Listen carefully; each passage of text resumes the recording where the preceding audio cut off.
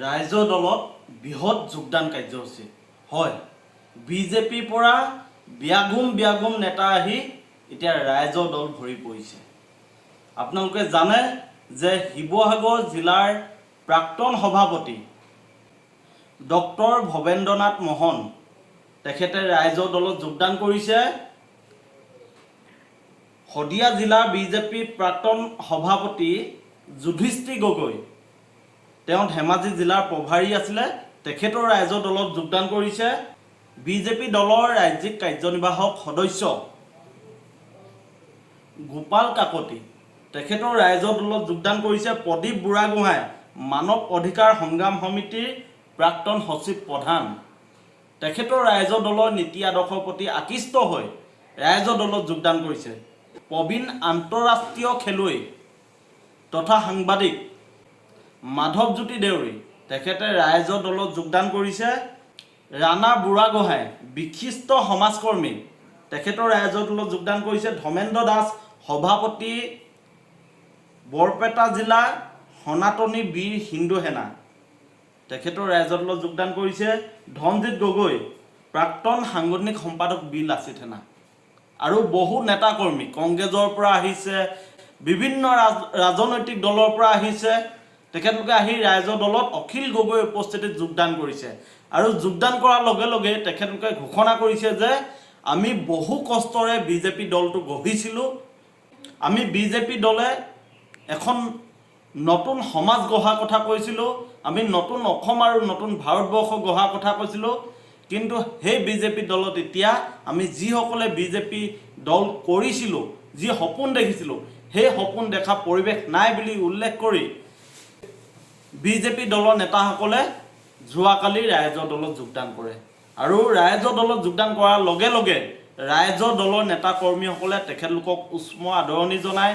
ৰাইজৰ দলৰ সভাপতি তথা শিৱসাগৰ সমষ্টিৰ বিধায়ক অখিল গগৈ ডাঙৰীয়াই তেখেতলোকক উষ্ম আদৰণি জনায় আৰু দলত তেখেতলোকক কাম কৰিব পৰাকৈ এটা শৈক্ষিক পৰিৱেশ দিয়া হ'ব বুলি উল্লেখ কৰে আৰু আজি তেখেতলোকৰ দায়িত্বসমূহ অৰ্পণ কৰা হয়। যুধিষ্ঠিৰ গগৈক ৰাইজৰ দলৰ উপসভাপতি দায়িত্ব দিয়া হয়, ঠিক তেনেকৈ সকলোকে নিজৰ নিজৰ দায়িত্ব অৰ্পণ কৰা হয়। ৰাইজৰ দলত মুক্ত মনে অসম মাতৃভূমিৰ বাবে তেখেতলোকে কাম কৰিব পাৰিব, অসমীয়া আইৰ বাবে তেখেতলোকে কাম কৰিব পাৰিব আৰু বিজেপি যি ফেচিবাদী ৰাজনীতি, বিজেপি যি হিন্দু মুছলমানৰ ৰাজনীতি, এই ৰাজনীতি উফুৱাবৰ কাৰণে তেখেতলোকে এতিয়া সংকল্পবদ্ধ। তেখেতলোকে কৈছে যে ২৬ত পৰিৱৰ্তন আহিব, ২৬ত বিজেপি চৰকাৰ নাহে, হিমন্ত বিশ্ব শৰ্মা ডাঙৰীয়া আৰু মুখ্যমন্ত্ৰী হৈ নাথাকে। এইদৰে এতিয়া বিজেপি ত্যাগী নেতাসকলে ৰাইজৰ দলত যোগদান কৰাৰ পিছতে হুংকাৰ প্ৰদান কৰিছে আৰু তেখেতলোকে কৈছে যে ২৬ত মিত্ৰজোঁটৰ চৰকাৰ হ'ব আৰু ৰাইজৰ দলে গুৰুত্বপূৰ্ণ ভূমিকা গ্ৰহণ কৰিব।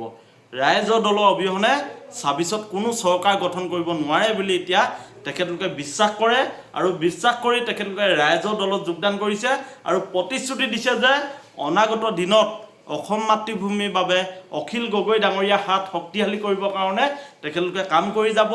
অসমীয়া আই ভাষা জননী সকলো ৰক্ষাৰ বাবে তেখেতলোকে কাম কৰি যাব।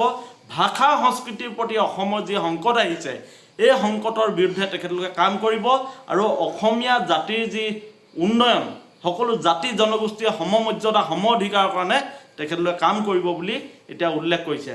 লক্ষণীয় হ'ব যে ৰাইজৰ দলত এতিয়া যিহেতু উজনি অসম নামনি অসম ক'বলৈ নাই, সকলো অসমৰ পৰা সকলো প্ৰান্তৰ পৰা এতিয়া প্ৰতিদিনে শ শ সদস্য যোগদান কৰিছে, ৰাইজৰ দলটোক শক্তিশালী কৰিছে। লক্ষণীয় হ'ব যে ৰাইজৰ দলে অনাগত দিনত কি ধৰণে ভূমিকা গ্ৰহণ কৰে।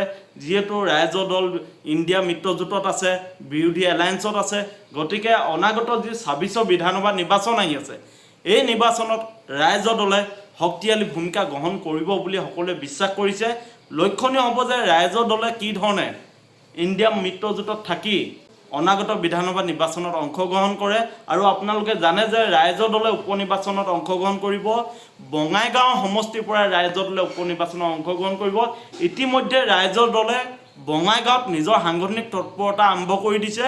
গতিকে লক্ষণীয় হ'ব যে অনাগত দিনত ৰাইজৰ দলে বঙাইগাঁৱত কি ধৰণে নিজৰ কাম কাজ আগবঢ়াই লৈ যায়, যি উপ নিৰ্বাচন আছে এই উপ নিৰ্বাচনত তেখেতলোকে কি ধৰণে আগবাঢ়ি যায়, কিন্তু অসমৰ মানুহৰ বাবে এটা ভাল খবৰ যে অসমত নতুন এটা আঞ্চলিক শক্তি জাগ্ৰত হৈ উঠিছে, শক্তিশালী হৈ উঠিছে।